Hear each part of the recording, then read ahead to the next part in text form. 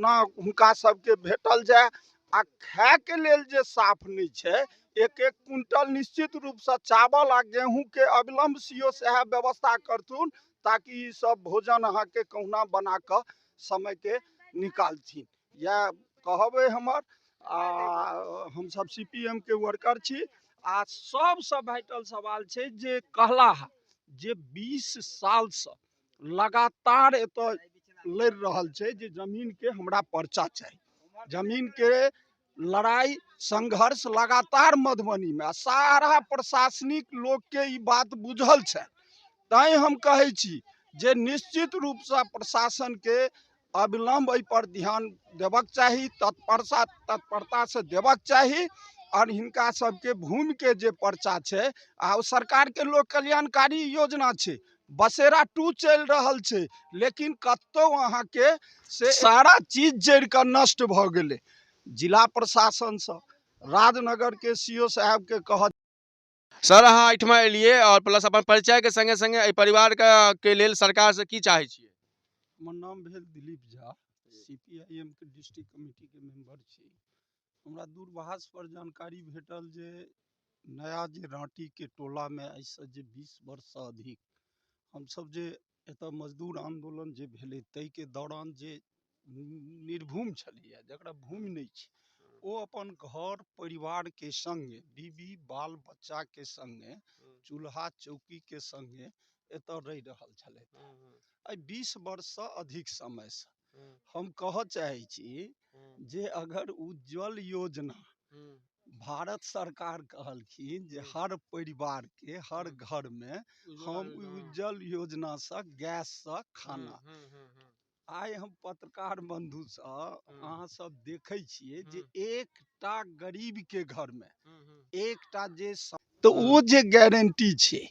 तो वो गारंटी के हाल सामने में साधारण सी बात छै जे ग्रामीण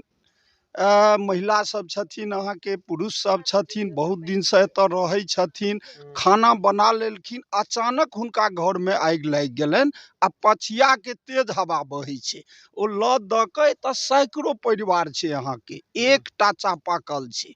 आगि लगले एकटा चापाकल सैकड़ों परिवार में केना काबू क सकै छै आगि पर से सोच सकै छिए। आज तक एतऽ कोई जनप्रतिनिधि होय, कोई बड़ा सांसद होय या विधायक होय गरीब के सुध लेबऽ के लेल तैयार नहीं। हमर सीपीएम के जिला मंत्री मनोज कुमार यादव जी राजनगर के अंचलाधिकारी के दूरभाष पर सूचना देलखिन, लेकिन वो फोन नहीं उठेलखिन।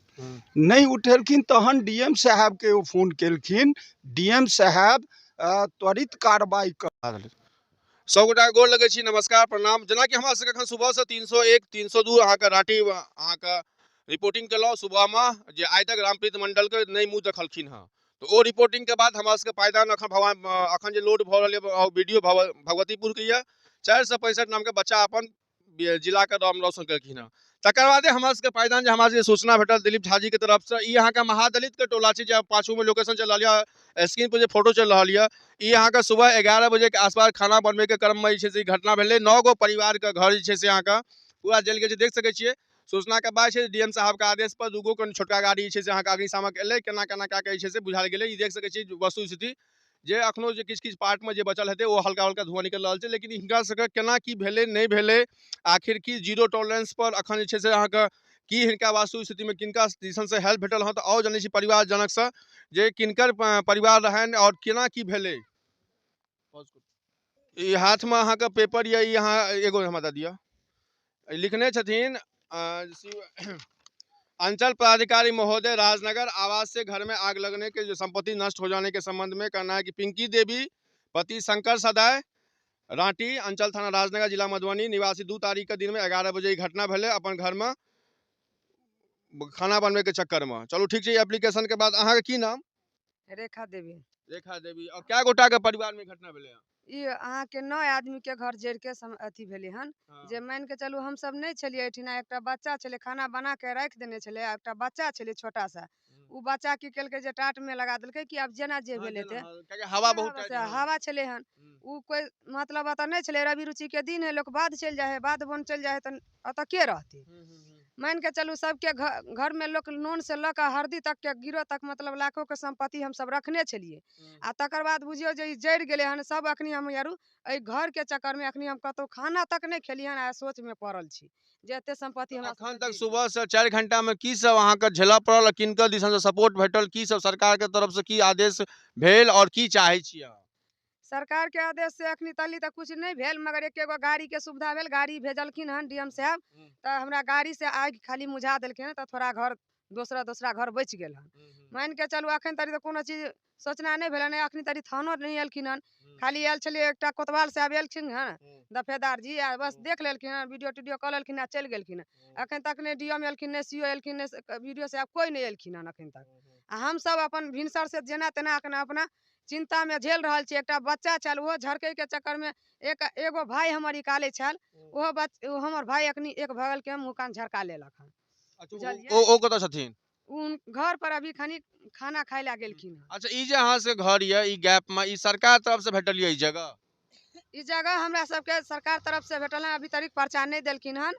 मान के चलू हमरा सबके अखनी रह रहल छली ओनाहिते पर्चा नहीं देलक हन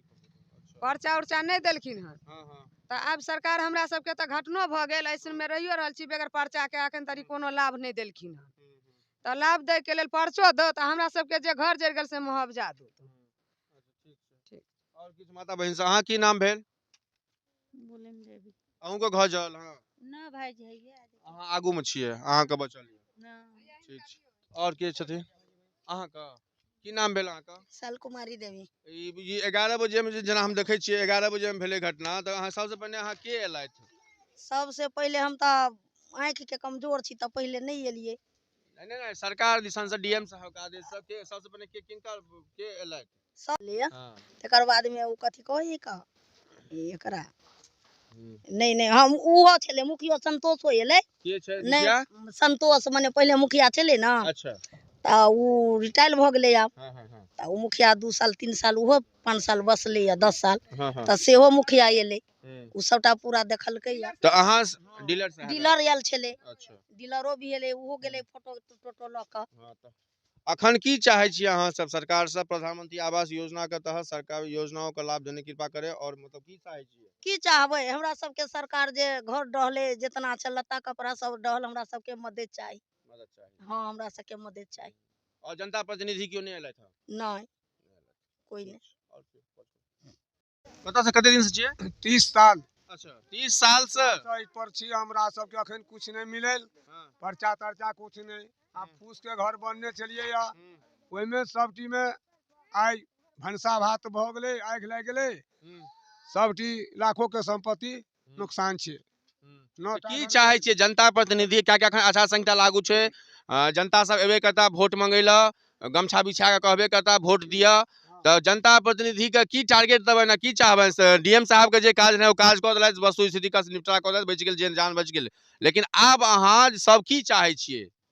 क्षति दियो हमरा आर के जते नुकसान छै से हमरा आर के पूर्ति क दियो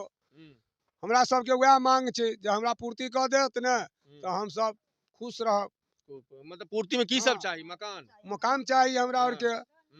एकटा पर्चा चाहिए दूटा चीज हमरा आर के द दियो सीओ साहब तकर बाद जे है से सब चीज हमरा आइटी ना आ हम सब रात दिन तपसी कर रहल छी अखन कते परिवार हेबे एठमा ए विस्थापित जगह पर लगभग पूरा नहीं मतलब इस रेडियस कते परिवार हेबे 30 40 गोटा हेबे करबे 40 आदमी 40 आदमी के आसपास 9 गो परिवार के घर घर हाँ